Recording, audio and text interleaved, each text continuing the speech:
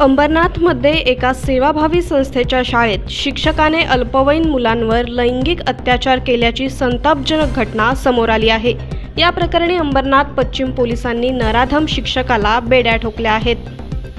अंबरनाथ पश्चिमेच्या वांद्रापाडा परिसरात एका सेवाभावी संस्थेची शाळा आहे।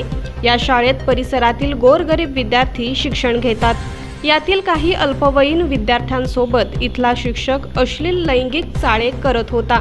तसंच या प्रकाराचा व्हिडिओ तयार करून तो या मुलांना ब्लॅकमेल देखील करत होता। त्यामुळे घाबरलेल्या काही मुलांनी शाळेत जायला नकार दिल्यानंतर त्यांच्या पालकांनी चौकशी केली असता हा सगळा प्रकार उघड झाला। या प्रकरणी पालकांच्या तक्रारीवरून अंबरनाथ पश्चिम पोलिसांनी या नराधम शिक्षकाविरोधात पोस्को कायद्याअंतर्गत गुन्हा दाखल केला असून त्याला अटक करण्यात आली आहे। त्याला आज उल्हासनगर न्यायालयात हजर केलं जाणार असल्याची माहिती अंबरनाथचे सहाय्यक पोलीस आयुक्त शैलेश काळे यांनी दिली आहे। या प्रकरणामुळे अंबरनाथ शहरात मोठी खळबळ उडाली आहे। सदरची घटना ही वांद्रापाडा परिसरात झालेली आहे। आतापर्यंत 3 मुलं समोर आलेले आहेत। या प्रकरणात काल रात्री आम्ही गुन्हा दाखल केलेला आहे। जशी तक्रार आली त्या पद्धतीने आम्ही तात्काळ गुन्हा दाखल करून आरोपीला अटक केलेला आहे।